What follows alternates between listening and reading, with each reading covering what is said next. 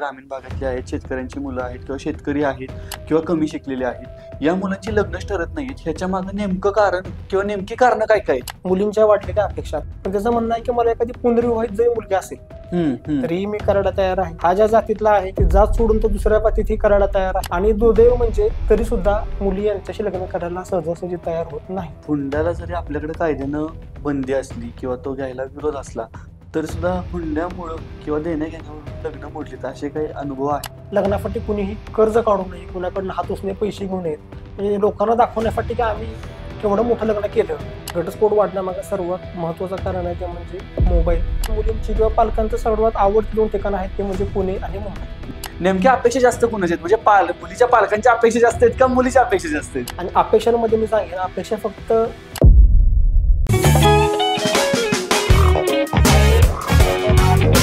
मंडळी, लग्न लग्न लग्न म्हणजे वयाच्या एका विशिष्ट टप्प्यावरती लग्न हा इतका जीवन मरणाचा प्रश्न झालेला असतो की एखाद्या मित्राच्या लग्नात जरी जायचं म्हणलं आणि आपलं लग्न त्यावेळी झालेलं नसेल तर घरचे पहिल्यांदा विचारतात, बाबा रे किती दिवस लोकांची लग्न करणार आहेत, आता स्वतःच्या पण लग्नाचं बघ. आजूबाजूची लोक तो प्रश्न एवढा महत्वाचा प्रश्न करून टाकतात की त्याच्याशिवाय आयुष्यामध्ये दुसरं काहीच महत्वाचं नसलं पाहिजे.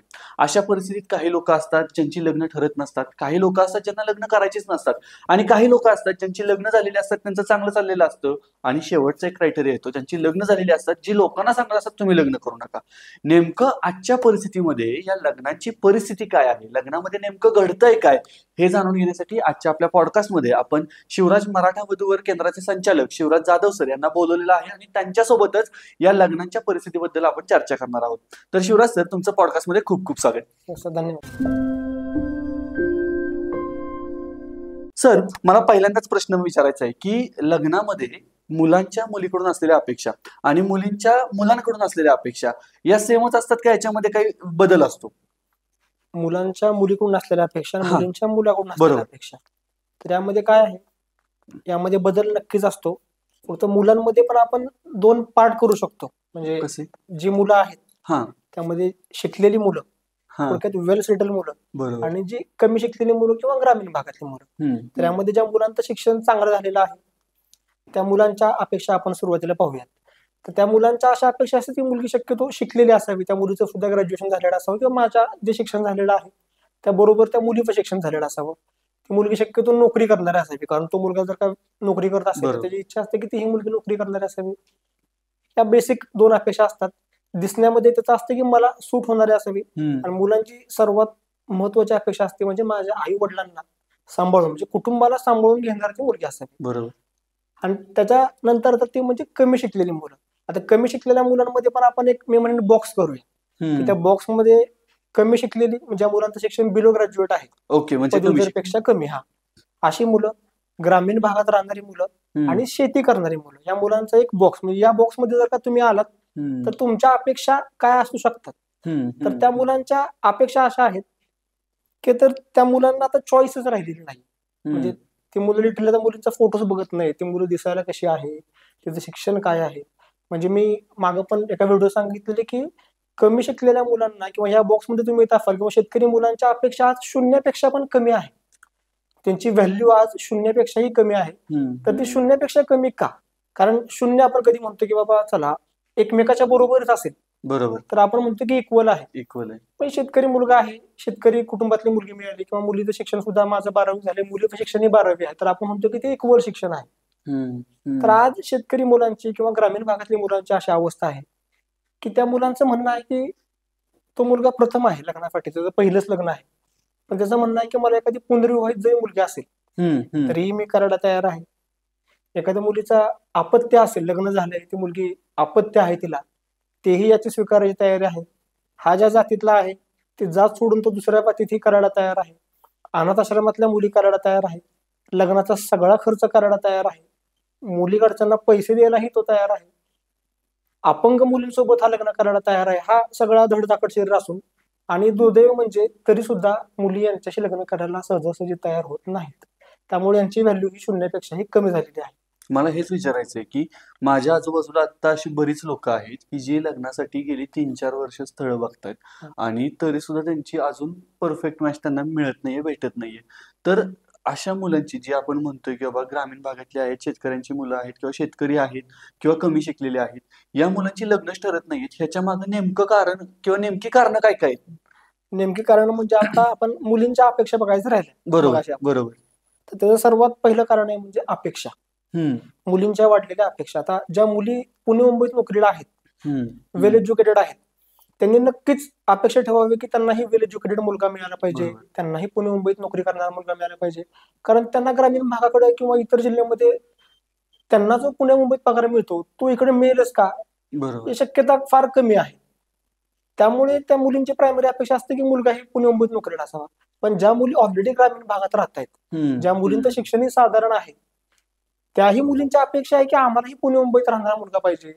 आणि मोस्टली महाराष्ट्रात जिल्हे आहेत 36, आणि लग्नाच्या वेळ येते त्यावेळेस मुलींची किंवा पालकांचं सर्वात आवडती 2 ठिकाणं आहेत ते म्हणजे पुणे आणि मुंबई. बरोबर.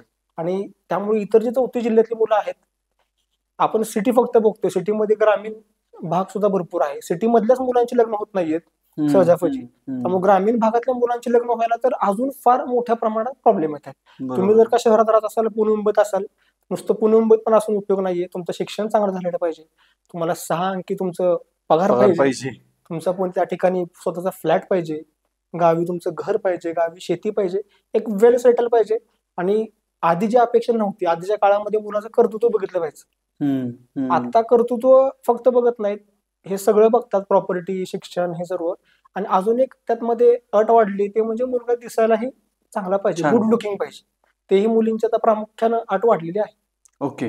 म्हणजे याच्यामध्ये कधीतरी असं वाटतं का की बाबा लग्नासाठी जी मुलं बघतायत त्यांना म्हणजे मुलांची संख्या इन जनरल जास्त असल्यामुळं मुलींनी एका दोघांना नाही म्हटलं तरी त्यांचं लग्न कुठं ना कुठं तरी होणारच आहे, पण मुलांची संख्या जास्त असल्यामुळे ते विवाहापासून वंचित राहण्याची शक्यता जास्त आहे. येस, त्याचं उत्तर चांगला प्रश्न तुम्ही विचारलाय. आज असं झालंय की रेशो हा नक्कीच कमी आहे. कमी, म्हणजे बरोबर. 1000 मुलांच्या मागे आज म्हणजे लग्नासाठी जे बरोबर. तरुण मुलं मुली आहेत त्यांच्या मागे साधारणतः 900च्या आसपास रेशो आहे. बरोबर बरोबर. आणि आज जवळजवळ महाराष्ट्रातल्या प्रत्येक गावागावात 30 ते 40 मुलं अशी आहेत ज्यांनी वयाची 30 ओलांडलेली आहे, खरंय खरंय. आणि ती आज लग्नाची राहिलेली आहेत.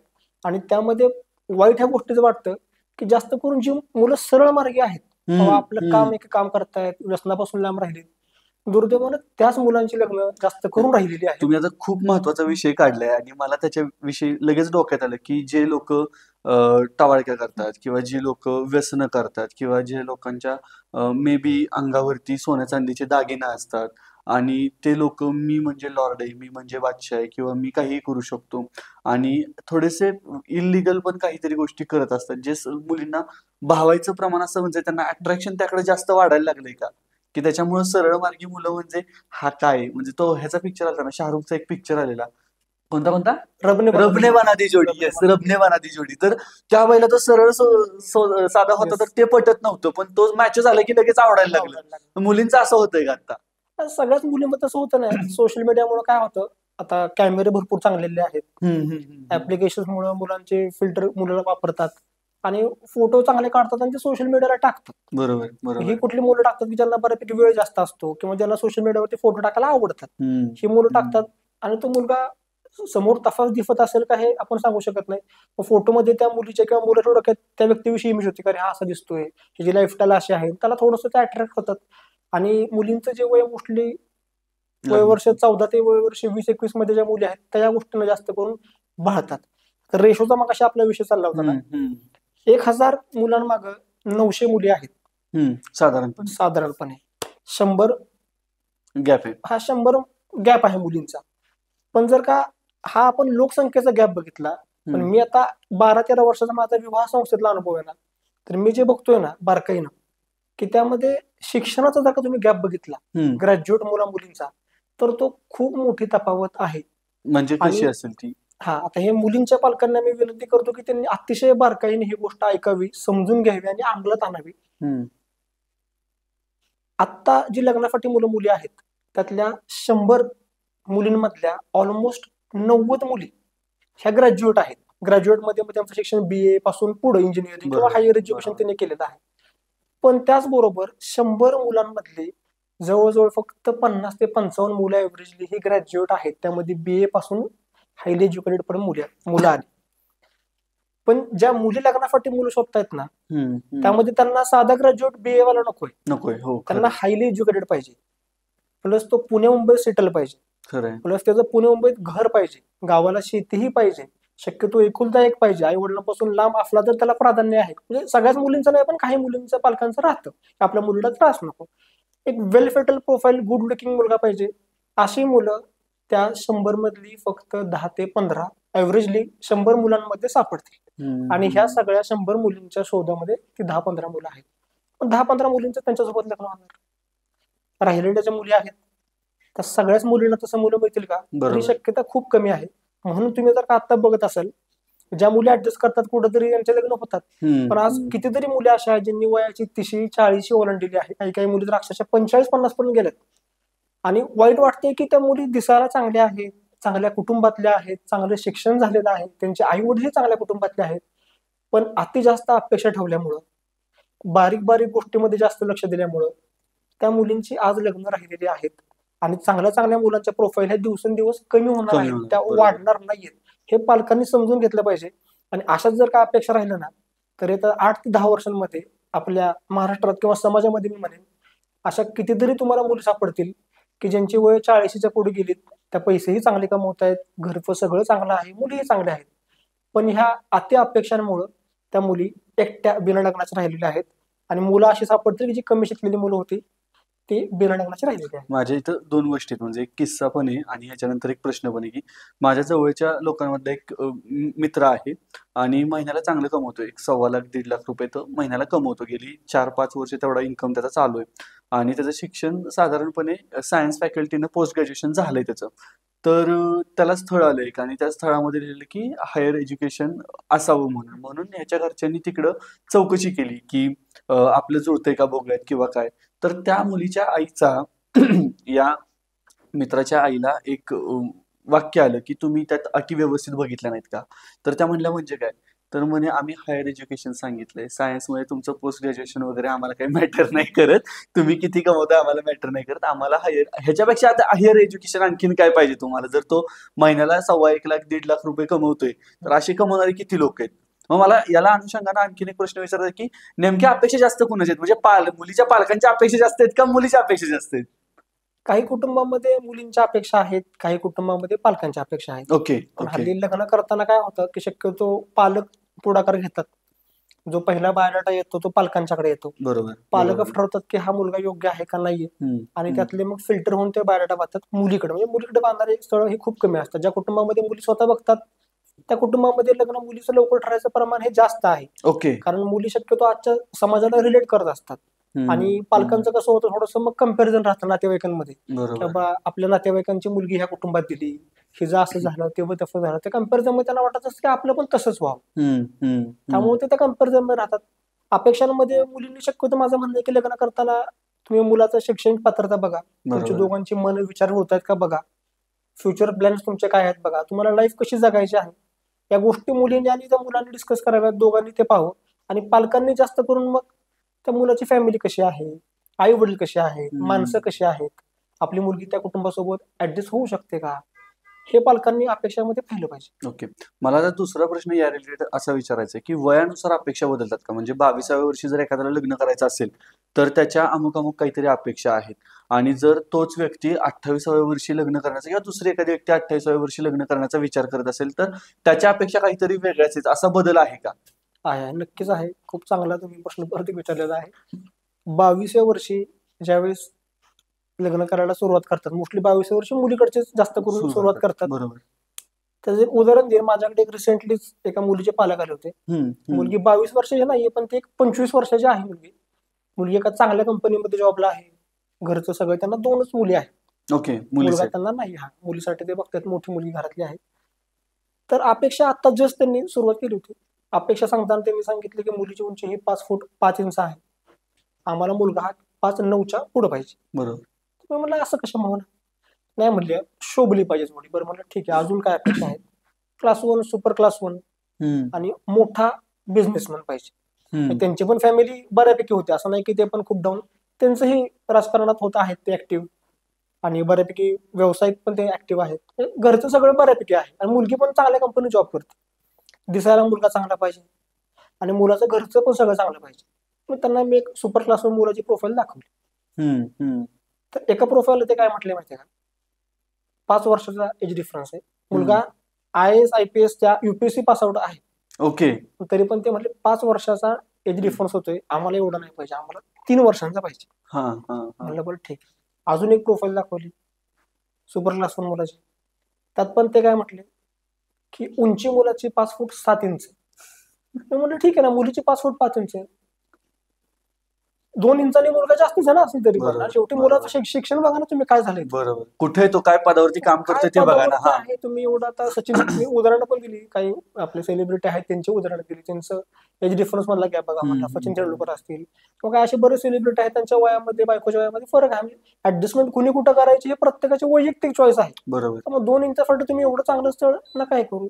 नाही म्हणलं आम्हाला नाहीच, आमच्या कुटुंबात माझं उंची जास्त आहे, माझ्या बायकोची उंची जास्त आहे, आमच्या वडिलांची उंची जास्त आहे, मी उंचीमध्ये. मग ती मुलं म्हटली त्यांची मुलं उंचीने परत कमी होणार आणि ते काय मला नाही.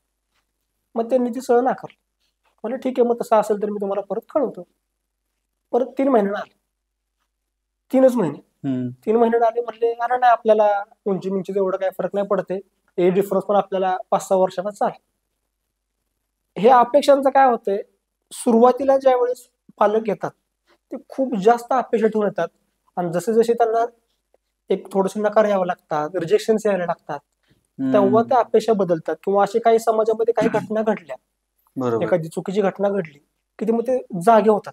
तर आपण काय नक्की करतोय, त्या मुलाची आपण माहिती बघितली पाहिजे की नक्की त्या मुलगा कुठल्या व्यसनांच्या आहारी गेलाय का, तो स्त्रियांचा रिस्पेक्ट करतोय का, बरोबर, तो खरोखर कर्तृत्ववान आहे का, म्हणजे त्याने जर का फॅमिलीने कमवलेले पैसे आहेत त्याने घालवलेत का, तो ते वाढवतोय, हे म्हणजे ते त्या मुलाचं बॅकग्राऊंड बघत नाही. आता काय जे आता वर्तमान काळात मुलाकडे काय आहे, प्रेझेंट मध्ये किती प्रॉपर्टी आहे, मग थोडंफार त्या मुलाकडे दुर्लक्ष पण करतात काही काही जण. मग त्याचा परिणाम मग काही पालकांना मुलींना ते भोगावे लागतात. बाकी सगळे क्रायटेरिया आधी बघतात आणि मुलगा कसा आहे हा क्रायटेरिया शेवटचा असतो. हा क्रायटेरिया सगळ्यात शेवटचा असतो की मुलगा कसा आहे. मग आधीचे सगळे क्रायटेरिया फिलअप झाले तर मग मुलगा कसा आहे बघायचं, नाहीतर बघायचं पण नाही. आता ह्याचं उदाहरण मी देतो. माझ्याकडे तुम्ही वयाचं सांगितलं ना, एक 1974 जन्मवर्ष एका महिलेचं प्रथम आहेत, म्हणजे अजून लग्न नाही झालं. 41 किती आता मला वाटतं 51 वर्ष वय झालं, 51 वर्ष वय झालं. त्यांचा मी फोन केला की अहो लग्नासाठी तुमचं काय पुनर्विवाह आहे का प्रथम आहे. नाही म्हणले प्रथम विवाह आहे. म्हणजे कशा वय एवढं लेट झालं, म्हणले काय कारणामुळे लेट झालं, त्यांचं काय कारण होतं त्यामुळे लेट झालं म्हणले. आता म्हणलं तुमच्या काय अपेक्षा आहेत, कशा पद्धतीमध्ये तुम्ही स्थळ पाहताय. त्यांचं जे वाक्य होतं ना विचारानंतर त्यांनी जे सांगितलं ते खरंच मला एवढं मनाला लागलं ना की त्या काय म्हटल्या माहितीये का की सर आता या वयामध्ये मी काय अपेक्षा ठेवणार. खरंय, हेच जर का आत्ताच्या ज्या मुली आहेत 25, 30, 35 वर्षाच्या, त्यांनी पण जर का वेळेत अपेक्षा बदलल्या, कुठंतरी ऍडजस्टमेंट केली. आता तो मुलगा कर्तृत्ववान आहे ना, त्याच्याकडे भले आता फायनान्शियल थोडासा वीक असेल, तो जर का मुलगा कर्तृत्ववान असेल तर निश्चितच तो भविष्यामध्ये बरोबर जे काय हवंय ते सगळं तुम्ही मिळू शकतो. मला याला जोडून पुढचा प्रश्न विचारायचा आहे, तो म्हणजे आता हे बोलताना आपण म्हणालो की 5 फूट 5 इंच मुलीची उंची आहे तर मुलाची उंची आम्हाला त्याच्यापेक्षा जास्तच पाहिजे. तसंच आणखीन एक मुद्दा होता, तो म्हणजे मुलीचा पगार समजा 10 लाखाचं पॅकेज असेल तर मुलाचा पगार किमान 15 ते 20 लाखाचं पाहिजे, तरच त्यांचा संसार व्यवस्थित चालेल, अदरवाईज चालणार नाही.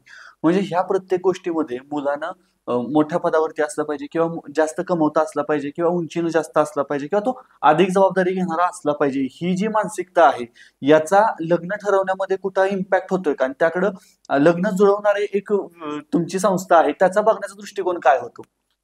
नक्कीच त्यामध्ये होतंय काय की पहिल्यापासून आपला हा देश हा पुरुष प्रधान देश म्हणून आतापर्यंत चालत आलेला आहे. बरोबर, म्हणजे आधीच्या काळामध्ये पुरुष हा आर्थिक जबाबदारी कुटुंबाची सांभाळत होता आणि स्त्रिया हा कुटुंबाची जबाबदारी पूर्णपणे सांभाळत होत्या. बरोबर, पण कालांतराने स्त्रियाही खूप चांगल्या शिकल्या आणि आज खरंच अभिमानाची गोष्ट आहे की कित्येक तरी अशा मुली आहेत की ज्या मुलांच्या बरोबरीने किंवा मी म्हणेन मुलांपेक्षाही चांगल्या पद्धतीमध्ये आज मुली पैसे कमवतात. बरोबर, नोकरीमधून असतील, व्यवसायातून असतील. पण त्यात झाले काय की या अपेक्षा म्हणजे उंचीच्या असतील, पगाराच्या असेल आणि तेवढी तर शिक्षणाची पण आहे. म्हणजे जर का मुलगी बीकॉम झाली, तिचं असं म्हणणं नसतं की मला बीकॉम शिकलेला मुलगा पाहिजे, मला तो MSc पाहिजे, इंजिनियर पाहिजे, डॉक्टर पाहिजे, गव्हर्नमेंट ऑफिसर पाहिजे, माझ्यापेक्षा वरफडच पाहिजे. बरोबर, मला 5 लाख पगार आहे तर त्याला किमान 10 लाख पाहिजे. बरोबर, माझ्या घरात मी ग्रामीण भागातच राहते पण तो शहरी भागात पाहिजे. आमच्या घरात फ्लॅट बीट नाही, पण त्यांचा फ्लॅट पाहिजे, त्याच्याकडे 4 चाकी गाडी पाहिजे, सगळं त्याच्याकडे पाहिजे. म्हणजे हे कुठंतरी आता काय झाले, पालकांना वाटतं की आपली मुलगी पाहताना एखाद्या चांगल्या कुटुंबात जावी, त्या मुलीला आतापासूनच सगळ्या सुखसुविधा तिला मिळाव्यात. पण यामुळं हा कुठंतरी हट्ट आहे म्हणजे पालकांचा हा कुठंतरी हट्ट म्हणूया आपण, की मुलीला सगळं चांगलं व्हावं या अपेक्षेपोटी कुठंतरी ही लग्न रखडतायत आणि अपेक्षांच्या ओझ्याखाली ही लग्न सगळी राहतायत. आणि अपेक्षांमध्ये मी सांगेन, अपेक्षा फक्त मुलींच्याच असतात असं नाही, किंवा मुली ऍडजस्ट करत नाहीत असं पण नाहीये. एक उदाहरण मला द्यायला नक्कीच आवडेल.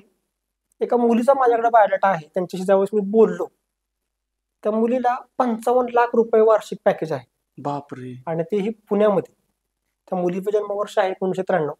तर त्यांना मी म्हटलं की आता एवढ्या पॅकेजवाली मुलं, ते पण एज मध्ये मॅच होणारी, फार पुण्यामध्ये ते पण फार कठीण आहे. खूप कमी मुलांना एवढे मोठे पॅकेज आहेत. बरोबर.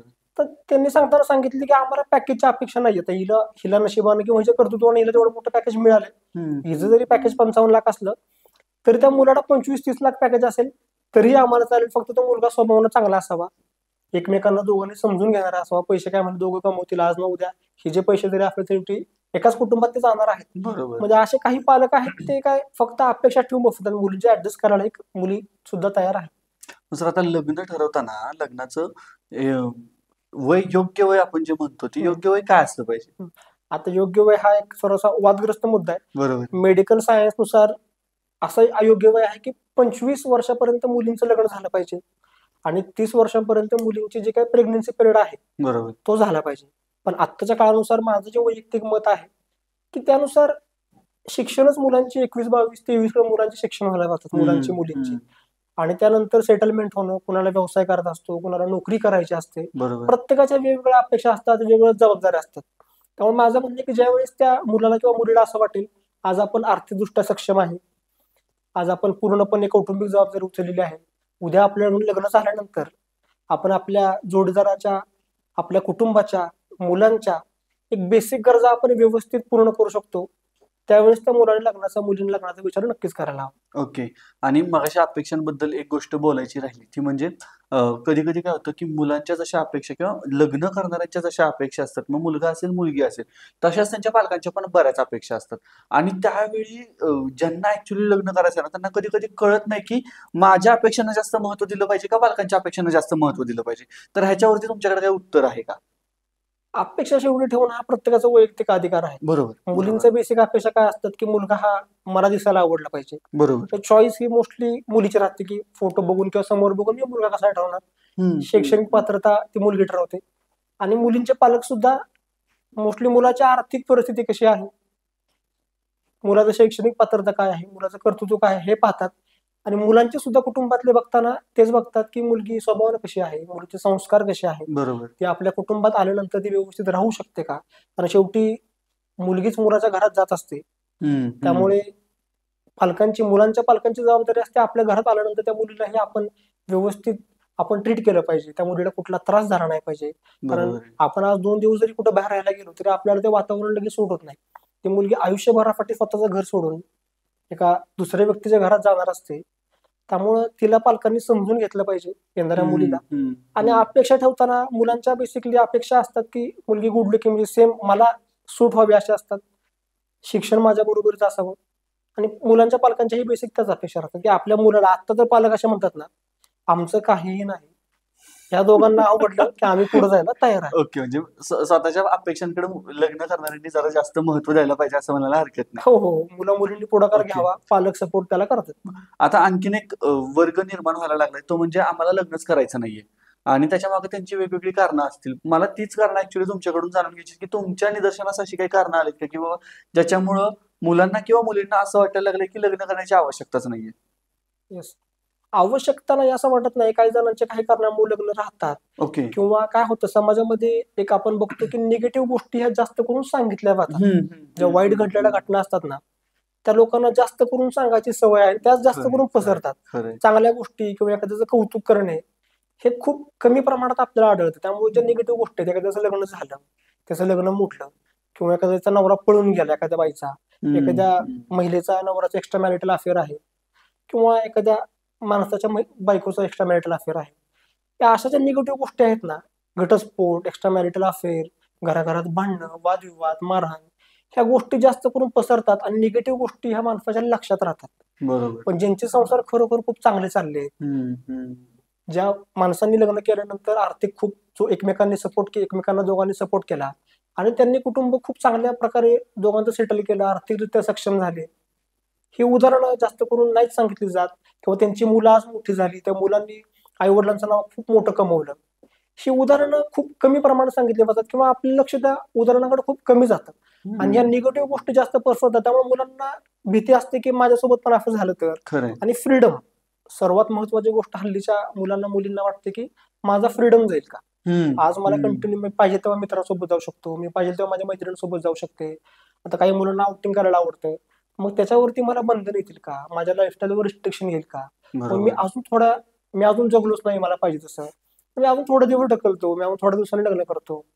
त्यामुळे हे लग्न लांबत चालली तर मी कालांतरानं जशी पाहिजे तशी मुलगी नाही मिळाली किंवा जसा पाहिजे तसा मुलगा नाही मिळाला तर मुलं मग पुढे पुढे ढकलत चालतं, मग कुठेतरी एक निगेटिव्ह माइंडसेट हा येतो मनात. पण माझं एक म्हणणं आहे की खरोखर आयुष्यात जोडीदार असणं खूप गरजेचं आहे. कालांतरानं तुम्ही भरपूर पैसे कमवाल, आर्थिक समृद्ध व्हाल, जॉबमध्ये नाव कमवाल, सगळीकडे तुम्ही जाल, पण एक आयुष्यभरासाठी एक जोडीदार असणं एका योग्य वयात ना हे खूप गरजेचं आहे. म्हणजे तुम्हाला त्या जोडीदाराचा आयुष्यात नक्कीच फायदा होतो आणि संसार करताना एकट्याने करण्यापेक्षा दोघांनी करण्यात जी मजा आहे ना ती खरंच खूप अनुभवूनच त्या माणसाने घ्यावी. आणि ह्याला जोडून आणखीन एक प्रश्न आहे, तो म्हणजे जसं लग्न करणार नाही किंवा लग्न होत नाहीयेत अशा लोकांचा एक वर्ग तयार होतोय किंवा त्यांची संख्या वाढायला लागली, तसं लग्न झाल्यानंतर काही वर्षांनी घटस्फोट, मग ते लव्ह मॅरेज असेल किंवा अरेंज मॅरेज असेल, याच्यामध्ये घटस्फोट होण्याचं प्रमाण पण वाढायला लागले. आणि याच्यामध्ये मग याची कारणं काय असतील किंवा कदाचित याच्या पुढे आणखीन एक विचारायचं की ऑप्शन सध्या खूप जास्त उपलब्ध आहेत, तर त्याच्यामुळं एक्झिस्टिंग जे रिलेशन आहे त्याच्यापेक्षा बाहेरचं काहीतरी, म्हणजे खिडकीतून आपल्याला बाहेरचा निसर्ग कधीही चांगलाच दिसतो, पण तिथे गेल्यानंतर आपल्याला तो ऊन वारा पाऊस झेलावा लागतो, त्यावेळी वाटतं की कशाला बाहेर आलो.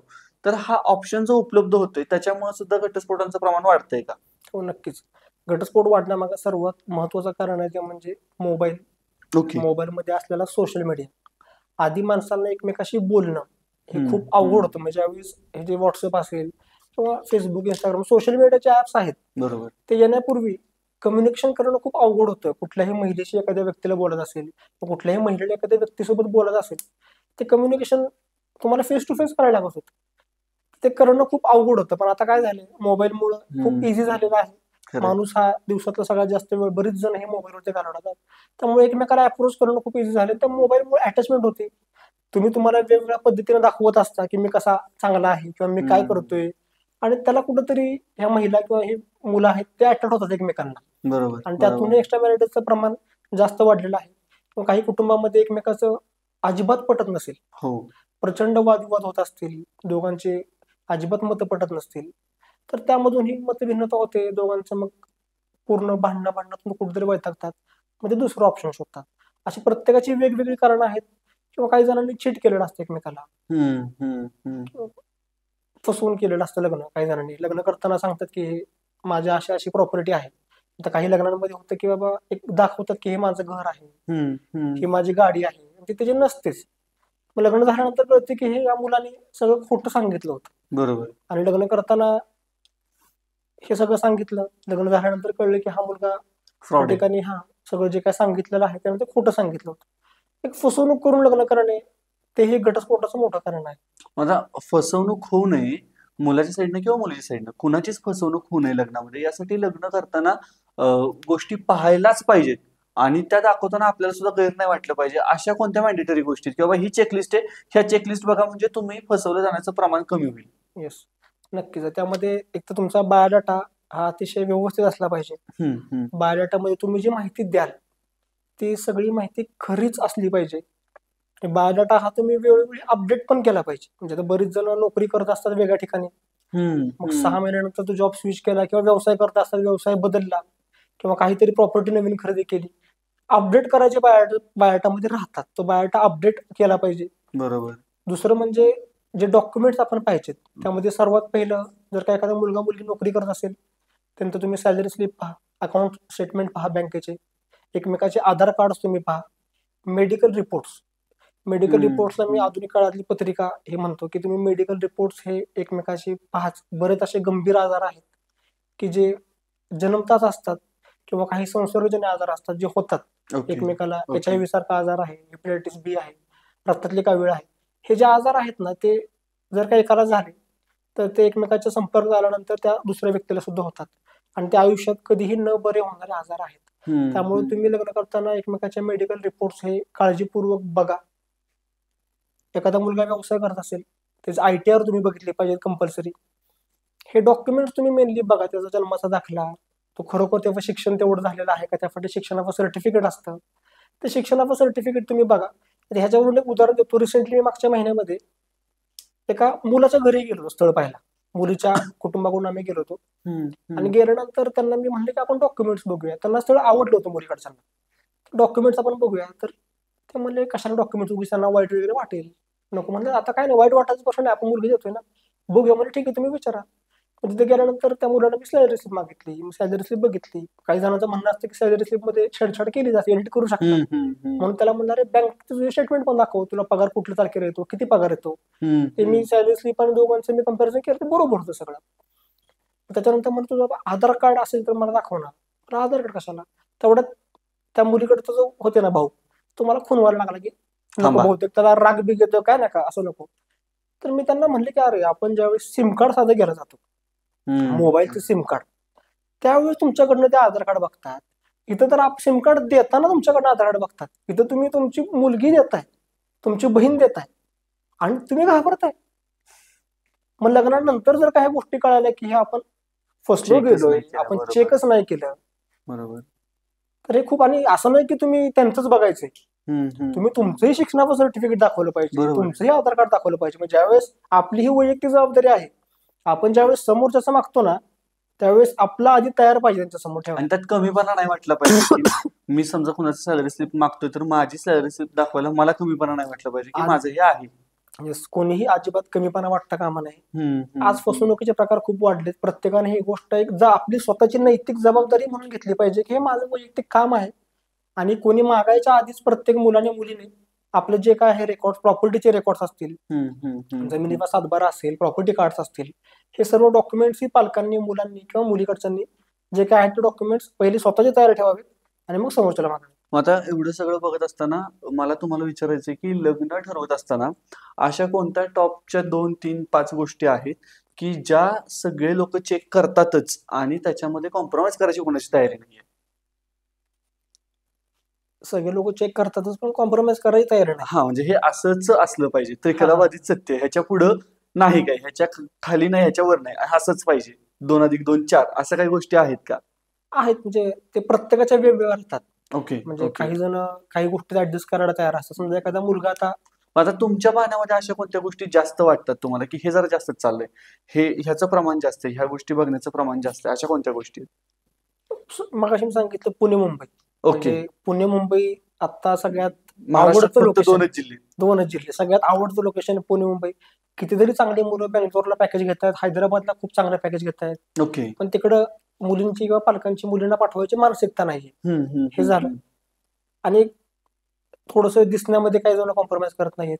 ओके, एक मुलगा वेल सेटल, म्हणजे सगळ्यात महत्वाचं असतं. म्हणजे काही जणांचं समजा मी सातारा जिल्ह्यातला आहे तर त्यांचा सगळ्यात पहिला क्रायटेरिया असतो की मुलगा सुद्धा किंवा ती मुलगी सुद्धा सातारा जिल्ह्यातलीच असावी, माझ्या जवळपासची. एखादा मुलगा समजा आता धाराशिव जिल्ह्यातला आहे, त्यांचं म्हणणं असतं की आमच्या जिल्ह्यातलीच किंवा आमच्या जवळपासच्या जिल्ह्यातलाच मुलगा किंवा मुलगी असावी. त्यामागे त्यांचं कारण काय असतं की माहिती जी मिळते ती त्यांना मिळू शकते, व्यवस्थित ऑथेंटिक माहिती मिळते. आपण फसण्याचे चान्सेस खूप कमी राहतात किंवा चुकीची माहिती मिळण्याचे चान्सेस खूप कमी राहतात. आणि त्या भागात आपलं नेटवर्क असतं. त्यामुळे माणसांची एक प्रामुख्याने अट असते की ती मुलगी किंवा तो मुलगा हा आमच्या भागातला किंवा आमच्या जिथे इथं नातेवाईक आहेत त्या भागातला असावा. यामध्ये मोस्टली बरीच जण कॉम्प्रोमाइज करत नाहीत. पत्रिका 2 टोकाची मतं असतात पत्रिकेमध्ये, की काही जण असतात की आम्ही पत्रिका बघणारच आणि काही जण असतात की आम्ही पत्रिका अजिबात बघणार नाही. अशी 2 टोकाची, पण 90% माणसं आता पत्रिका ही बघतात. मला त्यालाच प्रश्न विचारायचा की तुमच्या समोर असं कधी झालंय का की बाबा मुलाला मुलगी पसंत आहे, मुलीला मुलगा पसंत आहे, दोन्ही घरच्यांना दोन्ही स्थळं पसंत आहेत आणि मग कोणतरी अचानक उठतं आणि म्हणतं की आता आपण यांची पत्रिका बघूयात आणि पत्रिका जुळत नाही आणि म्हणून लग्न तुटतंय, असं होतं का? एक्झॅक्टली. एक उत्तम उदाहरण देतो. माझा अतिशय जवळचा मित्र आहे, हा. माझा कॉलेज पासूनचा मित्र आहे. त्याच्या बाबतीतच हा किस्सा घडला होता. मुलगी सुद्धा त्याच्याच गावात राहिला आहे, नात्यातलीच मुलगी आहे, मामाची त्याच्या मुलगी. मुलगा एकटा, त्याला एक बहीण आहे. आयुष्यभर एका गावात राहिले, जवळजवळ राहिलेले आहेत. मुलगा स्वभावानं अतिशय चांगला आहे, शिक्षण मुलाचं चांगलं झालेलं आहे, निर्व्यसनी आहे. म्हणजे मुलाला नाकारायला काहीच नाही. मुलाला जॉब चांगला होता, मुलाचे वडील गव्हर्नमेंट जॉब मध्ये आहेत, शेती मुलाला चांगली आहे. आणि महत्वाचं म्हणजे एका गावात राहिलेत, लहानपणापासून एकमेकाला बघितलेलं आहे बरोबर. दोघांनी. मुलीचं शिक्षण साधारणच होतं. एक तर हा मुलगा लवकर लग्न करायला तयार नव्हता, कारण मामाची मुलगी आपण ॲज अ बहीण म्हणून लहानपासून बघितलं तर तयार नव्हता. पण घरातल्यांनी तयार केलं नाही, असू दे, आहे चांगलं, होईल चांगलं. मुलगी पण ती स्वभावानं चांगली होती म्हणजे माहितीतली होती, त्यांनी बघितली होती. मग शेवटी दोन्ही कुटुंब मागे लागले, नाही आपण हे करूया असं म्हणून लग्न करायचं फायनल झालं. सगळं ठरलं, तारीख पण काढायची वेळ आली. आणि त्यावेळेस मुलीच्या वडिलांची इच्छा झाली की नाही आता आपण पत्रिका बघूया. ते पत्रिका बघायला गेले. आता पत्रिकेत पण वेगवेगळे, प्रत्येक व्यक्तीची वेगवेगळी मतं असतात, वेगवेगळ्या व्यक्तींची वेगवेगळी मतं असतात. मग त्यांनी ज्यांच्याकडे पत्रिका बघितली त्यांनी पूर्णपणे निगेटिव्ह सांगितलं की तुम्ही काही करा पण हे लग्न काही करू नका. त्यांच्या अभ्यासानुसार त्यांनी सांगितलं. म्हणून मुलाकडच्यांनी एकतर आधी पत्रिका बघितली नव्हती, कारण डोळ्यासमोरची मुलगी आहे, काही गरजच नाही पत्रिका बघायची. म्हणून त्यांनी ही पत्रिका बघितली. त्यांनी बघितली, आता आपण पण बघूया. त्यांना सांगितलं तुम्ही करा, पत्रिकेत काहीच प्रॉब्लेम नाहीये. अजून तिसरा ऑप्शन घेतला, तेही म्हणले करा. त्यांनी मला फोन केला की अरे असं असं आहे शिवराज, तुझ्या ओळखीचे कोण असेल तेव्हा पत्रिकावाले बघ, असा प्रॉब्लेम झालाय. तर म्हणलं आहेत माझ्या ओळखीचे एक जण, मी चांगले आहेत म्हणजे उंजड बघतो. त्यांना मी दाखवली. ते म्हणले बिनधास्त करा, काहीच प्रॉब्लेम नाही लग्नामध्ये. हे सगळं त्यांनी मुलीच्या वडिलांना सांगितलं, पण त्यांचा त्याच्यावरती नाही. एकाने नाही सांगितलं ना, अजिबात नाही. संपला विषय. पत्रिका जुळत होती, मुलगा समोर बघण्यातला आहे, लग्न फायनल झाले. आणि फक्त 4 मधल्या एका माणसाने नकारात्मक सांगितलं म्हणून ते लग्न त्या गोष्टीमुळं रद्द झालं. त्या मुलीचं दुसऱ्या सोबत लग्न झालं, ह्याचं दुसऱ्या मुलीसोबत कालांतरानं. म्हणजे मुळात ही दोघं एकमेकांशी लग्न करायला तयारच नव्हती, तर तुम्हीच त्यांना तयार केलं. तुम्हीच त्यांना सगळा तो घाट घातला, सगळं सजवलं त्यांना. आणि परत म्हणताय की पत्रिका जुळत नाही म्हणून लग्न तोडायचं, दुसऱ्या लोकांसोबत लग्न करायचं. मग तो मुलगा थोडे दिवस पूर्णपणे फ्रस्ट्रेट झाला ऍक्च्युअली साफात. म्हणजे अरे हे काय, मी लग्न करायला तयार नव्हतो. शेवटी ते फोनवरती बोलत होते एकमेकाशी. बरोबर आहे. अटॅचमेंट झाली, लग्न करायचं फायनल झालं. आणि नंतर ह्यांनी पत्रिकेचा विषय काढून ते पण तेच म्हणायचे की शास्त्र एकच आहे, मग प्रत्येकाची मतं कशी काय वेगळी होत आहेत. पत्रिकेवरून मी अजून एक किस्सा सांगतो. एक आता हे झालं ठीक आहे, ग्रामीण भागातले व्यक्ती होते. शेवटी ग्रामीण भागात म्हणजे काय, ते अशिक्षित असतात नाही, ग्रामीण भागातले माणसं खूप हुशार असतात. एक महिला पुण्यात राहिल्या, त्यांच्या मुलाचं लग्न करायचं होतं. आणि मुलाच्या लग्नाच्या वेळेस त्या शिक्षिका आहेत, आणि शिक्षिका पण चांगल्या म्हणजे प्रिन्सिपल लेवलच्या आहेत. मुलगा हा इंजिनियर होता, पुण्यात जॉबला होता, सगळा मुलगा वेल फिट होता. त्यांना मी एका मुलीची प्रोफाईल दिली, त्यांना प्रोफाईल आवडली. त्यांना एक तर बऱ्याच प्रोफाईल आवडत नव्हत्या, आणि त्यांनी मला स्पष्ट सांगितलं की मी पत्रिका खूप स्ट्रिक्ट बघते, माझा पत्रिकेवरती पूर्ण विश्वास आहे. ओके. आणि यांनी मुलीची पत्रिका बघितली, पत्रिका सगळी व्यवस्थित जुळली. सगळ्यात मुलगीही त्यांना दिसायला खूप आवडली, त्यांच्या मुलाला मुलगी आवडली होती. त्यांचा अचानक मला फोन आला की अहो सर, या मुलीच्या बायोडाटामध्ये जी जन्मवेळ लिहिली आहे ना, ती रात्री 2:30 लिहिली. मग रात्री 2:30 कसे काय असतात? त्यांनी मध्यरात्री लिहायला पाहिजे होतं. आणि त्यांनी जो वार लिहिलाय ना, तो वार त्यांनी त्यात लिहिलेलाच नाहीये, जन्मवार कुठला. मग कसं कळणार की मुलीचा जन्म कधी झाला, दुपारी झालाय का रात्री झाला? मला मध्यरात्री झाला असं म्हणजे वार कुठला आहे, म्हणजे 12 वाजल्यानंतर वार बदलतो. बरोबर. त्यामुळे म्हणले आधीच्या ह्याच्यानुसार बघितलं जुळत नाही, असे बघितलं जुळतं, नक्की काय करायचं? त्या मुलीलाही तो मुलगा आवडला होता, मुलं फसलं. मी त्या मुलीला फोन केला, अगं तुझ्याकडे पत्रिका आहे का? ते म्हणली सर मी आता गावाला आली, माझी पत्रिका म्हणजे पाहुण्यांच्या गावाला गेली, माझी पत्रिका माझ्या घरी आली. ह्या म्हणल्या नाहीच, म्हणजे विश्वास ठेवत होते. म्हणजे तिला एक काम कर, घरी जा. किती किलोमीटर घरी? म्हणजे 15 किलोमीटर अंतर घरी. घरी जा, पत्रिका पाठव. ती घरी गेली. असं नाही की तिने नवीन पत्रिका प्रिंट केली, जुनी पत्रिका आपल्याला कळते, जुन्या काळातली पत्रिका थोडीशी ती खराब झालेली असते. 75 पानी पत्रिका तिने मला स्कॅन करून पाठवली मोबाईलला. बापरे. ती पत्रिका मी त्या मॅडमला पाठवली, सुशिक्षित आहेत. बरोबर. त्या पत्रिकेत क्लिअर लिहिलेलं आहे कुठला वार आहे, पहाटे जन्म झालेला आहे, सगळं असं सगळं डिटेल, रास नक्षत्र सगळं लिहिले ना, ते तर बदलत नाही, ते सगळं लिहिलंय. त्यानुसार पत्रिका एकदम व्यवस्थित होते. त्यांना मुलगी खूप आवडली. त्या मला 4 वेळा म्हणतात की मला मुलगी खूप आवडली, पण माझ्या पत्रिकेच्या मी पुढे जाणार.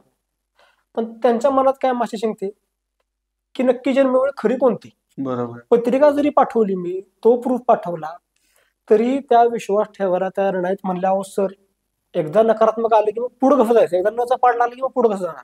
ह्या बायोडाटाच त्यांनी असा काय लिहिला. म्हटलं मॅडम बायोडाटा हा ज्योतिष नाही बनवत. एखादा कोणतरी घरातला व्यक्ती हा टायपिंगच्या ठिकाणी जातो आणि टाईप करणारा व्यक्ती टाईप करतो, सांगणारा व्यक्ती सांगतो. त्याला तेवढं नॉलेज असेल का हे आपण सांगू शकत नाही ना. बरोबर. आपण सुशिक्षित आहे, आपण कुठेतरी या गोष्टी आपण वाचल्या, पत्रिका की तुम्ही बघितले, कुठेतरी तुम्ही या गोष्टीला विचारात घ्यावं. पण दुर्दैव आहे की त्यांनी त्यांनाही तयार झालं. आता हे जसं कारण होतं की पत्रिकेमुळे लग्न नाही, म्हणजे बाकी सगळं चांगलंय पण पत्रिकेमुळे नाही जुळलं, अशी आणखीन कोणती कारण तुमच्या बघण्यात येतात की बाबा ती बघितल्यानंतर असं की अरे या कारणासाठी लग्न तुटले, हे कारण कसं असू शकतं लग्न तुटण्याचं, अशी काही कारण तुमच्या पाहण्यात येतात का? आज भरपूर उदाहरण आहेत की एक मुलगा होता, ऍक्च्युली त्या मुलाचं सगळं व्यवस्थित आहे, म्हणजे 35,000 पगार आहे, किंवा शिक्षण ऍव्हरेज BA झालं होतं शिक्षण मुलाचं. ओके. 1989चा मुलगा तो आहे. घरी शेती 4-5 एकर आहे, बऱ्यापैकी सगळं त्याचं होतं, दिसायला मुलगा व्यवस्थित होता. आणि त्याचं बरेच दिवस लग्न होत नव्हतं कारण तो ग्रामीण भागात राहतोय म्हणून, एकमेव कारण म्हणून तो ऍडजस्टमेंट बऱ्याच करायला तयार झाला होता. माझ्याकडे एका मुलीचा बायोडाटा आला. ती मुलगी अपंग होती. त्या मुलीच्या भावाचा मला फोन आला की सर माझी बहीण आहे, अपंग आहे, मुकबधीर आहे, तिचं लग्न सर होईल का. म्हणलं काय अपेक्षा आहे. म्हणले आम्हाला अपंग मुलगा चालेल, कसाही व्हावं पण हिचं लग्न व्हावं, आम्हाला खूप मोठं टेन्शन येईल, चांगला सांभाळून घेणारा मुलगा घ्यायला पाहिजे, तिचं लग्न होईल का. म्हणलं आपण प्रयत्न करूया, शेवटी प्रयत्न करणं आपल्या हातात आहे. तिचा बायोडाटा आला. बायोडाटा आल्यानंतर मी त्यांना 8 ते 10 दिवसामध्ये 30 ते 40 मुलांच्या प्रोफाईल गेले. 30 ते 40 मुलांच्या प्रोफाईल गेल्यानंतर आपण जो म्हणतो ना झाडावरती जाऊन बसणे, बरोबर. तो भाऊ मुलीचा झाडावर जाऊन बसला. 10 दिवसापूर्वी काय म्हणत होता की एक तरी स्थळ मिळेल का. आणि त्या 30 ते 40 मधली 25 मुलं ही अपंग नव्हती. त्या मुलांना कुठल्याही प्रकारचं कसलंही अपंगत्व नव्हतं, धडधाकट शरीर असणारी ती मुलं होती. पण तरी ते रेडी होते. तरीही ते रेडी होते का, कारण त्यांनी एकच पाप केले, ग्रामीण भागात राहतात, शेती करतात, शिक्षण कमी आहे. ह्या आजच्या काळात हे यांचं थोडक्यात पाप झाले असं आपण मुलं लग्नाच्या दृष्टीनं, कारण मुलीं त्या तयार होत नाही. तो मुलगा तयार झाला. तो मुलगा त्या मुलीच्या घरी गेला, बघितलं सगळं. मुलीला काहीच ऐकायला येत नाही, ती थोडंसं लिप रिडिंग करते आणि गोष्टी ओळखते. हा मुलगा तयार झाला. 2-3 महिने एकमेकाच्या घरी यांचं येतं चाललं होतं. ऑलमोस्ट लग्नात यायला म्हटलं की झालेलं. तोपर्यंत 2-3 महिन्यात त्या दोघांचा माझा काही संपर्क नव्हता. मी आपला बायोडाटा दिला होता, ते एकमेकाच्या पाहुण्यातून लागले, एकमेकाच्या घरी गेले. तो मुलगा बायोडाटा 3 महिन्यांनी आला. आल्यानंतर तो असा डोक्याला हात लावून बसला होता. 2 मिनिटं शांतच बसला. म्हणलं काय झालं नक्की, काय प्रॉब्लेम. म्हणलं सर मध्ये असं असेल, तुमच्याकडे बायोडाटा घेऊन गेलो मुकबधीर मुलीचा. मला प्रश्न पडला की माझ्यात नक्की प्रॉब्लेम काय आहे. मला झालं काय. मला त्या मुकबधीर मुलीनं मला नकार दिलाय. म्हणजे अक्षरशः ती गोष्ट ऐकल्यानंतर मी सुद्धा सुन्न झालो. कारण अद्याप मला कळलं नाही. मी त्या मुलीच्या भावाला फोन केला की म्हणजे नकार का दिलाय. त्याला काय कारण ते व्यवस्थित सांगितलं नाही. मला सर दुसरं एक स्थळ आलं म्हणून बघायचं. म्हणला अहो तुम्ही 3 महिने यांच्यासोबत एकमेकांकडे 5-6 वेळा गेलाय, मुलगा चांगला आहे, मुलगी मुकबधीर आहे, तुम्ही मला 3-4 महिन्यापूर्वी फोन केला तेव्हा मला एक स्थळ मिळेल का. आता एवढी स्थळं आहेत आणि तुम्ही त्या गोष्टीचा गैरफायदा घेताय. म्हणलं आती केली कुठली माती होती. आज या गोष्टीला 1.5-2 वर्ष झाली, त्या मुलीचा अजून लग्न नाही झालं. पण प्रॉब्लेम काय झाला, हा मुलगा, ज्या मुलाची जी मी अवस्था बघितली ना, ती बघून खरंच खूप वाईट वाटलं की ग्रामीण भागात राहणं किंवा शेती करणं, MIDCत काम करणं, कमी शिक्षण असणं, हे एवढं मोठं पाप आहे आजच्या काळात की अपंग मुकबधीर मुली पण ह्याला नकार देत आहेत. ती मुलं लिटरली घटस्फोटित मुलींशी लग्न करायला तयार आहेत, त्यांची मुलं स्वीकारायला तयार आहेत, पण तरीही त्या मुली आज यांना लग्नासाठी तयार व्हायला हो म्हणत नाहीत. आज खरंच खूप वाईट वाटण्यासारखी गोष्ट आहे. मग आता या घडीला आपल्या समाजामध्ये एक मला दिसतं की बाबा IT वाली जी मुलं असतील त्यांना एकतर मागणीचं प्रमाण जास्त आहे, किंवा सरकारी नोकरी असेल तर त्यांना मागणीचं प्रमाण जास्त. म्हणजे आपल्या अकॅडमी, त्यामुळे मुलगा भरती झाल्यानंतर लगेच त्याच्या घरी त्यांच्या पाहुण्यांचं जाणं येणं चालू होतं की आता आपण सोयरीक जमवून ठेवूयात, लग्न तुम्हाला हवं तेव्हा करूयात. आणखीन समाजामध्ये असा कोणता वर्ग वाटतो का जो वर्ग सुद्धा मागणीमध्ये जास्त आहे, की त्यांना सुद्धा मागणी जास्त आहे, असं काय वाटतं का? कमी शिकलेल्या मुलींना आता खूप जास्त मागणी आहे. कसं काय? कारण समाजात मी म्हणलं शिक्षणाचा रेशो 100 मधली 50च मुलं शिकलेली आहेत, 50 मुलं कमी शिकलेली आहेत. म्हणजे 50 मुलं राहिले ती सगळ्या ऍडजस्टमेंट करायला तयार आहेत. कमी शिकलेल्या मुलींना समाजात खूप मागणी आहे, त्यामुळं आहे. आता अजून एक गोष्ट मला सांगायला आवडेल. एक मुलीचे पालक आपल्या ऑफिसमध्ये आले होते. त्यांनी मुलीची नोंदणी केली. नोंदणी करताना मुलीचे आई वडील दोघे आलते. नोंदणी केली, महिना दीड महिना त्यांनी स्थळ बघितली, स्थळ ही खूप चांगली गेली. मला तुम्ही हो का म्हणत नाही चांगली स्थळ असताना. मग ते एक दिवशी म्हणजे तुमच्याशी बोलायचे मला पर्सनली. तर मुलीला घेऊन आले आणि त्याने दाखवले की मुलीच्या हातावरती एक पांढरा स्पॉट होता. ते म्हणले की सर हा कोडचा स्पॉट आहे, त्या मुलीला कोड आहे. पण आता जवळजवळ हा जो डाग आहे ना तो 7 ते 8 वर्ष झाली तपास आहे. तो ना वाढला पण नाहीये, काहीच होत नाही त्या डागला. मग डॉक्टरांनी पण सांगितलं की हा डाग वाढणार नाही, यांनी काही ट्रीटमेंट केली होती, वाढणार नाही. पण त्यांचा एक प्रामाणिक हेतू होता की आम्हाला कोणाला फसवायचं नाही सर. ती मुलगी खूप चांगली शिकली होती, सीएचा अभ्यास करत होती, पण त्यांचं म्हणणं होतं की सर आम्हाला कोणाला फसवायचं नाही, आमच्या नात्यातली पण आम्हाला भरपूर चांगली सर येतात, पण आमच्या कोणाला सांगायची हिंमत होत नाही. तुम्ही पहिलीच व्यक्ती आहे की आमच्या नवरा बायकोच्या व्यतिरिक्त आम्ही तिसऱ्या कुठल्या तरी माणसाला ही गोष्ट सांगतोय. मुलीच्या सख्या चुलत्यांना पण ही गोष्ट माहित नाही. बापरे. मग आता काय करावं व्हायचा सल्ला तुम्ही द्या. त्यांना म्हणजे ठीक आहे सर, मुलगी दिसायला चांगली आहे, शिकलेली चांगली आहे, पण एक कोड आहे. आज समाजात कोड असा आजार आहे की त्याने त्या व्यक्तीला काय त्रास नाहीये शारीरिक, पण बघण्याचा दृष्टिकोन माणसांचा खूप निगेटिव्ह की हेरिडिटीने हा आपल्या पुढच्या पिढीनं होऊ शकतो. म्हणलं मग तुम्ही कशात ना कशात तरी ऍडजस्टमेंट करा. म्हणजे कशात करू, आता मुलीचं शिक्षण खूप चांगलं आहे, एकदम कमी नाही, पण थोडंफार कमी शिक्षण असणारा मुलगा तुम्ही बघा, किंवा ग्रामीण भागात एखादा चांगला मुलगा बघा. शेवटी मुलगी जरी उद्या चांगली शिकली का मुली तरी एकाच कुटुंबात जाणार आहे. बरोबर. मग त्यांनी एक डिप्लोमा झालेला मुलगा होता इंजिनिअरिंग, मुलीला पण ते पटलं. 1.5-2 महिन्यामध्ये त्यांनी डिसिजन दिली, चांगल्या पद्धती स्थळ बघत होती. 1.5-2 महिन्यात त्यांनी स्थळ आलं, त्यांनी त्या मुलाला सत्य माहिती सांगितली आधी की असं असं आहे, त्या मुलाला स्वीकारलं आणि त्यांचं लग्न झालं. क्या बात आहे. आता लग्न ठरताना आणखीन एक गोष्ट होती ज्याच्याबद्दल बोललंच गेलं पाहिजे. सध्या प्रकरण पण गाजते, त्यामुळं देण्या घेण्यावरून पण लग्न मोडतात. तर हुंड्याला जरी आपल्याकडे कायद्यानं बंदी असली किंवा तो घ्यायला विरोध असला तरी सुद्धा हुंड्यामुळं किंवा देण्या घेण्यावरून लग्न मोडली, तर असे काही अनुभव आहेत का तुमच्याकडे? देण्या घेण्यावरून लग्न मोडली हे आधीच्या काळात म्हणजे मागच्या 10-15 वर्षांपूर्वी खूप जास्त व्हायचं. आता हुंडा ही पद्धत ऑलमोस्ट खूप म्हणजे खूप कमी झालेली आहे. हुंडा आता कोण मागते असं माझ्या तर ऐकण्यात नाहीये. Okay okay. पण कारण आता हा लग्न हा एक सोहळा म्हणून माणसं बघतात, आनंद करतायत. दोघांचा हा सोहळा आहे. माझं तर एक वैयक्तिक म्हणणं आहे की जे काय लग्न तुम्ही खर्च कराल हा मुलाकडच्यांनी अर्धा, मुलीकडच्यांनी अर्धा, किंवा ज्याची जशी आर्थिक ऐपत आहे त्यानुसार खर्च करावा. लग्नासाठी कुणीही कर्ज काढू नये, कुणाकडनं हात उसने पैसे घेऊ नयेत, म्हणजे लोकांना दाखवण्यासाठी की आम्ही केवढं मोठं लग्न केलं, खरं, किंवा लोकांच्या देखाव्यासाठी तुम्ही करू नका की आम्ही एवढं सोनं दिलं तेवढं सोनं दिलं. काही गरज नाही. तुम्हाला जसं झेपल तसं लग्न करा. कमी माणसांच्यात आवडत असेल कमी माणसांच्या, तुमचा वैयक्तिक चॉईस आहे. आता हुंडा हुंडा हा आताच्या काळात कोणी घेत नाही. देणे घेण्याचा प्रश्न आहे तो प्रत्येकाचा वैयक्तिक राहतो. म्हणजे लग्न करताना माणसं आता म्हणतात की तुमचं तुम्ही बस्ता बांधा, आमचा आम्ही बस्ता बांधतो. कारण लग्नाच्या गोष्टीमुळे खूप वादविवाद होतात. बस्त्यावरून असेल, मग ते काही पोशाख असतात, त्या पोशाखावरून पण वादविवाद होतात की तुम्ही आमच्या ह्यांना असलाच पोशाख दिला, तुम्ही तुमच्या त्यांना तसलाच पोशाख दिला. त्याच्यावरून एकमेकाची भांडणं, मग ते भांडणं त्या एका साडीवरून किंवा त्या एका पोशाखावरून ते आयुष्यभराची नाती खराब होतात. त्यामुळे ह्या अशा गोष्टी माणसाने अनुभव घेतले की त्यापेक्षा माणसं म्हणतात बाबा हे नकोच, खरं, तुमची तुम्ही कपडे घ्या, तुमचं तुम्ही बस्ता बांधा, आमचा आम्ही बस्ता बांधतो, हे झालेलं आहे. पण हुंडा आधीच्या काळात मुलं जी मागायची मुलाकडची, म्हणजे शेतकरी मुलं सुद्धा किंवा कुठलीही मुलं असतील, शिकलेली मुलं असतील, तीही हुंडा आधीच्या काळात हुंडा मागायची.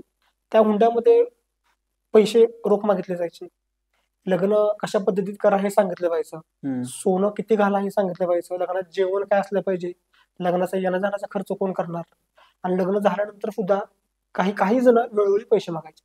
सगळेच जण नव्हते करत, पण काही कुटुंब हे मागायचे आणि हे होतं. त्यामुळेच जो रेशो बिघडला आजच्या काळात मुलींचा, पालकांना मुलीचं लग्न म्हणलं की तो पालक घाबरायचा. बरोबर. आता माझ्यावरती काय कर्जबाजारी झालेली माणसं त्यामुळे. पण आजच्या काळामध्ये हुंडा हा ऑलमोस्ट बंद झालाय. पण हुंड्याची पद्धत म्हणूया आपण, हुंडा नाही म्हणता येणाऱ्या गोष्टीला, पण एक अपेक्षा रूपी हुंडा किंवा हुंडा रूपी अपेक्षा ह्या आजच्या काळात झाल्यात, आणि त्या जास्त करून मुलींच्या प्रमाणाकडे जास्त आहेत ते मुलीकडच्यांच्या. मुलगा पुणे मुंबईत पाहिजे, फ्लॅट पाहिजे, गाडी पाहिजे, बंगला पाहिजे, त्या मुलाला शिक्षण पाहिजे. बरोबर. आता आणि हे सगळं 27-28व्या वर्षी पाहिजे. हा, हे सगळं त्या मुलाचं त्या लग्नाच्या वयात पाहिजे त्याच्याकडे. बरोबर. आता माझं म्हणणं आहे की ठीक आहे, चला मुलगा गाडी घेईल, बंगला आपण घेऊ शकतो, कुठेतरी फ्लॅट बीट घेऊ शकतो काहीतरी करून, पण जो मुलगा ऑलरेडी 30 वयाचा झालाय, 32 वयाचा झालाय, पण तो कुटुंबाच्या जबाबदारीमुळे किंवा त्याच्यावरती जर का कमी वयामध्ये जबाबदारी पडली असेल आर्थिक, तो घरातला मोठा असेल, तर म्हणून जर का त्याला शिक्षण नाही करता आलं, तो 12वी शिकलाय, तर तो 30शी मध्ये काय शिकत बसणार आहे का? अशी कितीतरी आज मुलं आहेत की जी खरोखर त्यांचं शिक्षण बिलो ग्रॅज्युएट आहेत आणि ती मुलं व्यवसायातून असेल किंवा नोकरीमधून असेल, शेतीमधून असेल, खूप चांगलं लाखो रुपयाचं उत्पन्न घेत आहेत, पण त्यांची लग्न होत नाहीयेत.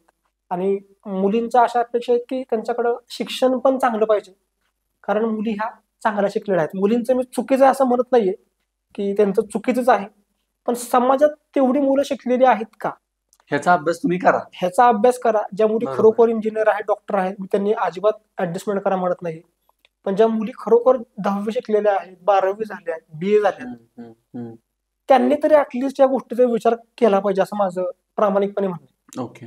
आता हा खूप महत्वाचा मुद्दा आहे आणि याच्याच बरोबर आणखी एक दुसरा महत्वाचा मुद्दा मला इथं छेडायचा आहे शेवटच्या आपल्या टप्प्याकडे येताना, तो म्हणजे लग्नात होणारे स्कॅम्स. म्हणजे मध्यंतरी मी वर्तमानपत्रामध्ये वाचत होतो की लग्न जमवून देणारी टोळी आहे आणि ती टोळी काय करते तर लग्न लावून देते. लग्नामध्ये मुलाकडून, कारण मुलींची संख्या कमी आहे ना, त्यामुळे मुलाकडून सोनं नाणं जे काय असेल ते घेतात आणि त्याच्यानंतर लग्नानंतर 2-3 दिवसांनी ती मुलगी सगळं घेते आणि गायब होते. तर आत्ता असे ट्रेंडिंग मध्ये स्कॅम्स कोणते आहेत की ज्याला पालक किंवा लग्न करणारे लग्नासाठी इच्छुक असणारी मुलं बळी पडतात तुमच्या पाहण्यात आले? येस, म्हणजे 2-3 वेगवेगळ्या प्रकारचे स्कॅम मी सांगतो. की पहिला स्कॅम जो तुम्ही आता सांगितला, त्यामध्ये फसतायत हीच मुलं की ज्यांची लग्न होत नाहीत, ग्रामीण भागातली मुलं, शेतकरी मुलं, बरोबर, हीच यामध्ये मोस्टली बळी पडतात. कारण शिकलेल्या मुलांसाठी आज भरपूर मुली तयार आहेत, त्यांच्यासाठी तयार आहेत. ज्या मुलांचं शिक्षण कमी आहे, याच मुलांचे पालक ह्या गोष्टीला बळी पडतात किंवा ते मुलं बळी पडतात त्या गोष्टीला. बरोबर. एजंट असतात कोणतरी, ते मुलीचा बायोटेक घेऊन येतात, बरोबर. अशी मुलगी आहे, लग्न करायचं का? मुलगीचे तयार आहेत, तर मुलीला कुठेतरी बाहेर भेटवतात, ही मुलगी आहे, किंवा फोटो दाखवतात, ही मुलगी आहे, तिची जात कुठली आहे काहीही माहिती नसतं, मुलगी कुठं राहते काहीही माहिती नसतं. एवढी आपल्याला रक्कम द्यायची, 3 लाख रुपये रक्कम द्यायची, ती रक्कम पालक कुठून तरी ऍडजस्ट करून देतात.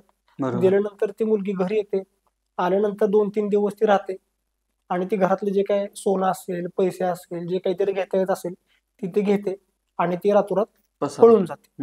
मग ज्या मुलाचं लग्न एकतर होत नसतं, तो प्रथम असतो, तो घटस्फोटित श्रेणीमध्ये जातो आणि त्याचा तो लग्नाचा त्रास हा अजून वाढायला सुरुवात होते. बरोबर. हा झाला एक प्रकारचा स्कॅम.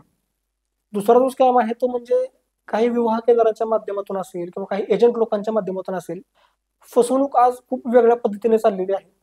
की ते सडनली फोन करतात आणि विचारतात की लग्नासाठी कोणी आहे का? आपण म्हणले की हा आहे, मुलगा आहे. तर काय करतो मुलगा? तो मुलगा मोस्टली जर कमी शिकलेला असेल ना, तर त्यालाच ते जास्त करून हे करतात किंवा मुलाचं शिक्षण कमी झालेलं आहे. ठीक आहे म्हणतात, आम्हाला मुलाचा बायोडाटा पाठवा. तुम्ही ज्यावेळेस त्यांना व्हॉट्सअपला बायोडाटा पाठवता, तर ते स्पेसिफिकली जाऊन बघून सुंदर दिसणाऱ्या 3 ते 4 मुलींचे फोटो पाठवतात. ओके. आणि त्या मुलाचा बायोडाटा वाचलेला असतो, तो मुलगा कुठल्या जिल्ह्यात राहतोय, काय करतोय, शिक्षण किती आहे, त्यानुसार ते माहिती टाईप करतात आणि टाईप करून त्यांना पाठवतात. एक तर या मुलांना बरेच महिने एखादं स्थळ चालून आलेलं नसतं किंवा ह्यांनी कधी होकार ऐकलेला नसतो, त्यामुळे त्या सुंदर मुलीचा फोटो बघतात आणि त्या सांगतात की ही मुलगी तुमच्यासाठी तयार आहे लग्नाला, इंटरेस्टेड नाही, तयारच आहे. मग ह्यांचा मेंदू चालायचा बंद होतो. अरे होकार आला, एवढी सुंदर मुलगी तयार आहे, काय करायला लागेल सांगा मॅडम? सर फक्त 5,000 रुपये फी भरा. 5,000 रुपये? हा म्हणतो अशी आता पण एवढे पैसे घालवले, भरतो 5,000 रुपये. ते 5,000 रुपये त्यांना ऑनलाईन पाठवतो. 5,000 रुपये ऑनलाईन पाठवल्यानंतर त्यांचा परत फोन होतो की ठीक आहे की आपण एक काम करूया, त्या मुलीकडच्यांना आम्ही तुमच्याकडे घेऊन येतो 2 दिवसामध्ये, मग आमचं यायचं गाडीचं भाडं असेल ना तेवढं पाठवा. किती रुपये? 8 ते 10,000 सर भाडं. मग त्या 8 ते 10,000 तो व्यक्ती पाठवतो, कारण मुलीकडचे येत आहेत मुलीला घेऊन, ते पाठवले जातात. आणि काही जर की एखादा माणूस जर का हुशार असेल तर तो काय म्हणतो माहितीये का, कशावरून ना, तो फसलेला असतो, अनुभव असतो, म्हणून तो कशावरून मुलगी तयार आहे, आम्हाला मुलीकडच्याशी बोलायचं. ते म्हणतात ठीक आहे, बोला मुलीच्या आईशी. मग त्यांच्या इथंच कोणतरी कामासाठी बसणारी लेडीज असते, त्यांच्या टीम मधली ती असते टोळीतली, मग ती कॉन्फरन्सवर येते, ती म्हणते हो आमची मुलगी लग्नासाठी तयार आहे. एवढा त्यांनी क्रॉस चेक केल्यानंतर पण होकार आला, पैसे पाठवतात. जोपर्यंत पैसे काढता येतील विविध कारण सांगून ते पैसे काढतात आणि ज्या क्षणाला त्या माणसाला डाऊट येतो की कुठंतरी आपण फसलोय का काय, तो विचारतो कधी येत आहे, काय झाले, मुलीला आम्हाला बोलू द्या, करू द्या.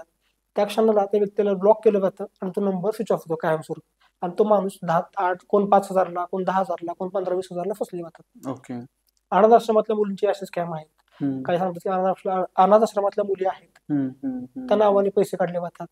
म्हणजे आणि ह्यात वाईट वाटतं की बळी पडणारी ही ग्रामीण भागाकडची किंवा कमी शिकलेली तीच मुलं आहेत की ज्यांची लग्न होत नाही, ती मोस्टली बळी पडतात त्या गोष्टीला. मी मध्यंतरी फेसबुकवरती आणखीन एक पोस्ट बघितलेली ज्याच्यामध्ये अरेंज मॅरेज झालं. अरेंज मॅरेज झाल्यानंतर ती त्याला अंगाला हात सुद्धा लावून देत नव्हती आणि त्याच्यानंतर ती मुलगी परत माहेर वाशिन म्हणून गावाकडे गेली किंवा घरी गेली. घरी गेल्यानंतर ती परत आलीच नाही.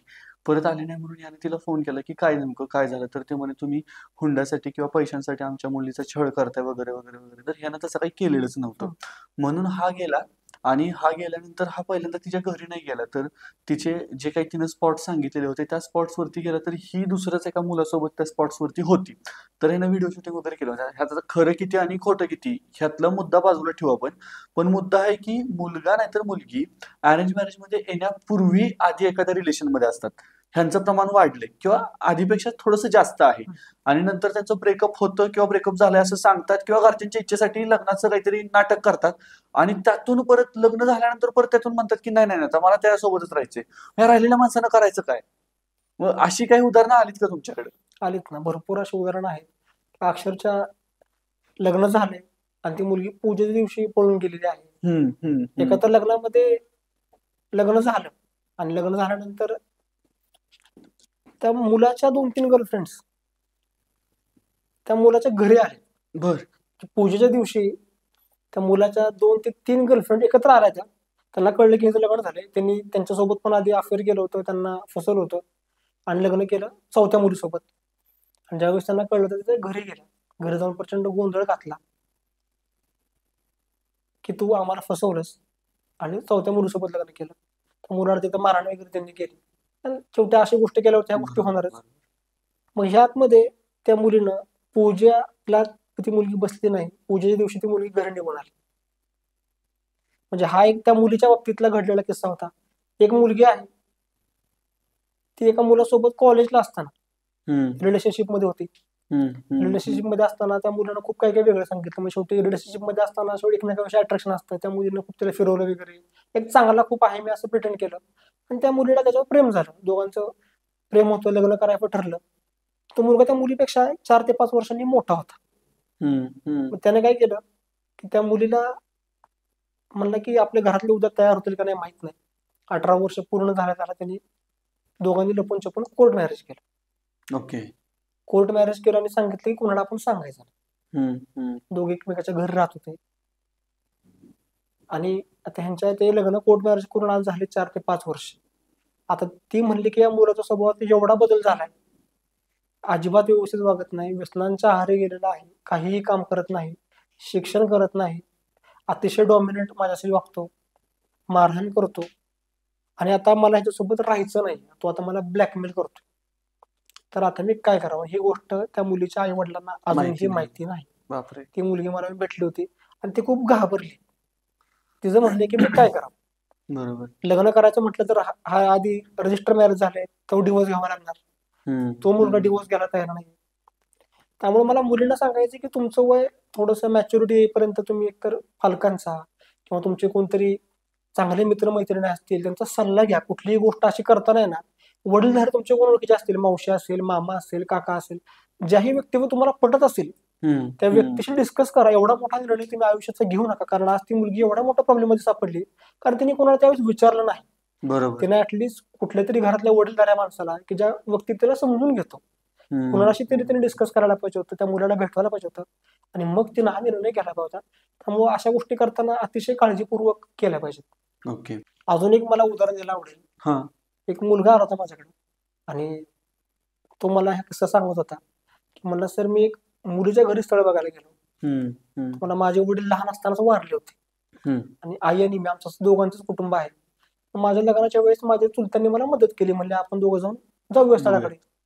बऱ्याच कुटुंबात काय होतं की चुलते वगैरे काही जण मदत नाही करत, काहीतरी प्रॉपर्टीवरून काहीतरी वादविवाद असतात. पण याचे चुलते चांगले होते, ते म्हणले मी येतो तुझ्यासोबत. हे दोघं जण त्या मुलीच्या घरी बघायला गेले, मुलीचं स्थळ. मुलीकडचे 10 ते 15 लोक तिथे उपस्थित होते. त्यांनाही मुलीचं स्थळ आवडलं आणि त्यातला एक जण, त्या 10-15 लोकातला एक जण म्हणला मधूनच की चला आता सगळं चांगलं आहे, सांगा तुमचा काय निर्णय असेल ते. तो मुलगा म्हटला की हो सगळं चांगलं आहे, आम्हालाही सगळं आवडलंय. मग शेवटी त्याच्या मनात विचार आला की माझी आई एकटीच आहे. तो म्हणला हो सर आई एकटीच घरी आहे.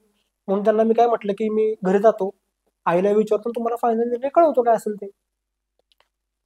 तो म्हटलं मी घरी गेलो सरांचं सांगून. संध्याकाळी मला म्हटलं फोन आला मुलीकडच्यांचा की आम्हाला काय स्थळ मान्य नाही, तुम्ही दुसरं स्थळ बघा. म्हणलं काय झालं? मला तिथली माणसं म्हणत होती की मुलगा हा आईच्या ऐकण्यातला दिसतोय. म्हणलं काय आईच्या ऐकण्यातला? मला आई एकटीच आहे म्हटला. शेवटी आता वडीलधाऱ्यांचा तो म्हणला सर असा मला एवढा म्हणला वाईट वाटलं की मला आई एकटी आहे, तिनं मला लहानपणापासून वाढवलंय. आणि जर का मी तिथं म्हटलं असतं की हो मला पसंत आहे, मी करायला तयार आहे, तर ती माणसं काय म्हटली असती की मोठ्या माणसांचं ऐकत नाही, संस्कारात का नाही. बरोबर. आणि तिथं जर का मी सांगितलं की मी आईला विचारून सांगतो, तर म्हणतात त्या आईच्या ऐकायला दिसतोय. मला नक्की मग मुलांनी करायचं नक्की काय? बरोबर बरोबर. हा एक महत्वाचा मुद्दा आहे, कारण आता मुलगा आईचं खूप ऐकतो. मम्माच बॉय आहे हा एक खूप मोठा इंटरनेटवरती ट्रेंडिंग विषय चाललाय. मुलींच्या मनात त्याच्याबद्दल काय चाललंय याची अजून मला कल्पना नाहीये. पण सर आता शेवटचा प्रश्न विचारायचा आहे, तो म्हणजे इतके समस्या आहेत, इतके प्रॉब्लेम्स आहेत, मुली स्थळ नाकारतायत, कधी कधी मुलांना मुली पटत नाहीत, कधी कधी मुलांचे अफेअर्स आहेत, कधी मुलींचे अफेअर्स आहेत, कधी कोणतरी मध्येच पत्रिका काढतंय त्याच्यामुळे लग्न बिघडतंय, लग्नाची वय वाढत चाललीत, या सगळ्या गोष्टी आहेत. आणि परत कोणतरी टोमणे मारते की बाबा हे लग्न कधी करतोयस, आणि त्यातून लग्नाची इच्छा राहिलेली म्हणजे लग्नाची इच्छा हळूहळू कमी होत चालली. अशा परिस्थितीमध्ये मला एका प्रश्नाचं उत्तर तुमच्याकडून हवंय, ते म्हणजे लग्न करायचं का नाही? लग्न हे करायचं का नाही हा प्रत्येकाचा वैयक्तिक निर्णय आहे. बरोबर बरोबर. शेवटी तो त्या घ्यावा. पण लग्न हे माणसांनी केलं पाहिजे. शेवटी आयुष्याच्या एका वेळेवर तुम्हाला असं वाटतं की मी एकटाच कितपर्यंत जगायचं. आता मुलं तरुण आहेत, आपण मुली तरुण आहे, त्यामुळं आपल्यावरती एक वेगळी एनर्जी असते, रग असते. हा. पण एक थोडस सर्टन तुम्ही एजला गेल्यानंतर तुम्हाला पार्टनरची गरज पडते आयुष्यात, आणि तुम्ही आनंदी राहता पार्टनर सोबत असल्यानंतर. प्रत्येक गोष्टीमध्ये तुम्ही एकत्र असता, अडचणी असतील, चांगले दिवस असतील, प्रत्येक गोष्ट तुम्ही आपल्या जोडीदाराला शेअर करू शकता, ते तुम्हाला सपोर्ट करू शकतात. त्यामुळे नक्कीच आयुष्यात एक चांगला पार्टनर असेल ना, तर आयुष्य तुमचं खूप चांगलं जातं. तुम्ही प्रगतीसुद्धा एकमेकाचा हात धरून खूप चांगल्या पद्धतीने करू शकता. असे असंख्य उदाहरणं आता समाजात आहेत. प्रत्येक व्यक्तीच्या गावात, समाजात असतील उदाहरणं, प्रत्येकाने पाहिली असतील. बरोबर. ह्या दोघांनी मिळून आपलं घराचा संसार होता ते खूप चांगल्या प्रकारे प्रगती केली. अशी भरपूर उदाहरणं असतील. फक्त यासाठी माझ्यासाठी चांगली व्यक्ती कशी असावी याचे क्रायटेरिया माझे मी ठरवलेले असावेत, एवढी फार महत्वाची गोष्ट आहे असं मला वाटतं. आय गेस याच नोटवरती आपण पॉडकास्ट इथे संपूयात. तर मंडळी, तुम्हाला हा पॉडकास्ट कसा वाटला आम्हाला जरूर सांगा. इथपर्यंत तुम्ही पाहत आला असाल तर लाईक करा, शेअर करा, चॅनल सबस्क्राईब करा, आणि आणखीन कोणत्या कोणत्या विषयावरती तुम्हाला पॉडकास्ट ऐकण्याची इच्छा आहे ते आम्हाला कमेंट्समध्ये जरूर सांगा. तसंच सर तुम्ही आलात आणि आत्ताच्या घडीला लग्नाचं असलेलं वास्तवतेचं चित्र आपल्या पॉडकास्टच्या माध्यमातून लोकांसमोर मांडलं, त्यासाठी तुमचे खूप खूप आभार. थँक्यू. धन्यवाद.